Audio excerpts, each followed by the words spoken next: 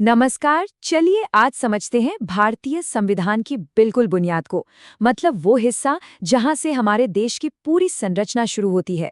ये है संविधान का पार्ट 1, जिसमें आर्टिकल 1 से लेकर 4 तक ये बताया गया है कि संघ और उसका राज्य क्षेत्र क्या है। ये समझना वाकई बहुत जरूरी है कि आखिर भारत है क्या और इसकी सीमाओं को कैसे बदला जा सकता है। तो आज हम क्या देखने वाले हैं।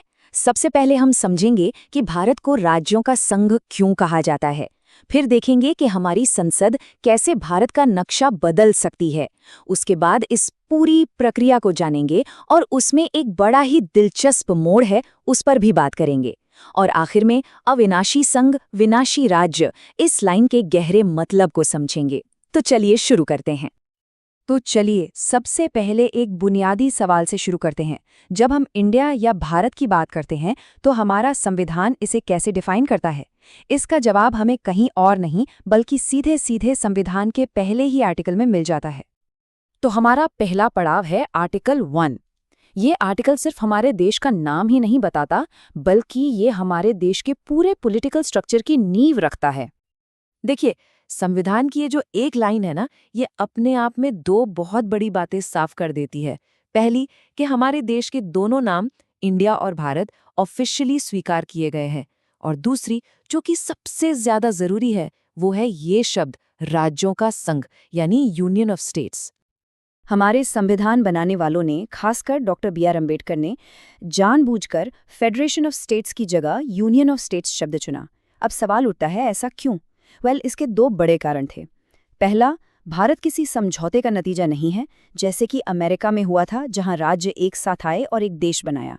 और दूसरा, किसी भी राज्य को भारत से अलग होने का कोई अधिकार नहीं है। ये यूनियन तोड़ा नहीं जा सकता। आर्टिकल 1 ये भी साफ करता है कि भारत के राज्य क्षेत्र में क्या क्या आता है।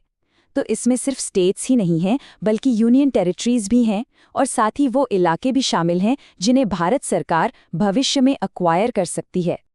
चलिए अब आते हैं उस हिस्से पर जो बहुत दिलचस्प है। वो हिस्सा जो हमारी पार्लियामेंट को, यानी संसद को, देश का राजनीतिक नक्शा बदलने की जबरदस्त पावर देता है। और ये पावर आती है आर्टिकल 2 और 3 से।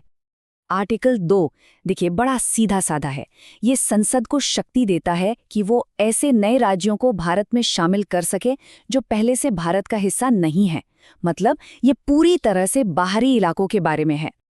इसका सबसे बेस्ट एग्जाम्पल है सिक्किम।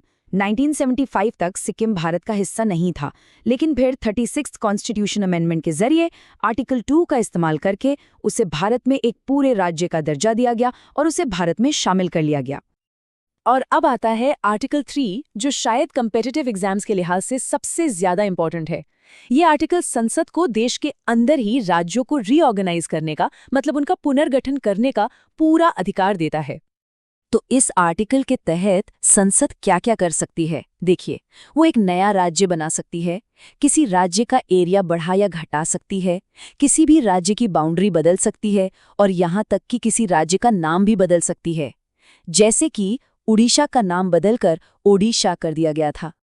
तो सवाल ये उठता है कि क्या संसद जब चाहे जैसा चाहे ये सब कर सकती है?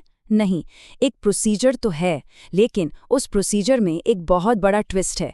आइए देखते हैं कि ये असल में काम कैसे करता है। किसी भी राज्य की बाउंड्री या नाम बदलने वाले बिल के लिए दो शर्तें हैं। पहली, ऐसा कोई भी बिल संसद में लाने से पहले प्रेसिडेंट की इजाजत जरूरी है। और दूसरी, प्रेसिडेंट को वो बिल उस राज्य की विधानसभा को भेजना होगा जिस पर इसका असर पड़ रहा है, ताकि वो अपनी राय दे सकें। राज्य को अपनी राय देने के लिए एक तय समय भी दिया जाता है। सुनने में तो ये काफी डेमोक्रेटिक लगता है ना, कि भाई राज्य से भी पूछा जा रहा है। लेकिन, और यही है सबसे बड़ा ट्विस्ट, संसद राज्य विधानमंडल की राय या उनके सुझावों को मानने के लिए बिल्कुल भी मजबूर नहीं है। वो चाहे तो उस राय को मान सकती है, चाहे तो नहीं मान सकती। आखिरी फैसला हमेशा और हमेशा केंद्र की संसद का ही होता है। और यहीं से हम अपने आखिरी और सबसे अहम पॉइंट पर पहुंचते हैं, जो इन सारी बातों को एक साथ जोड़ता है। और वो कॉन्सेप्ट है जो भारत को विनाशी राज्यों का अविनाशी संघ बनाता है। इस लाइन का मतलब क्या है? इसका मतलब है कि संघ, यानी हमारा देश भारत, अविनाशी है, उसे नष्ट नहीं किया जा सकता।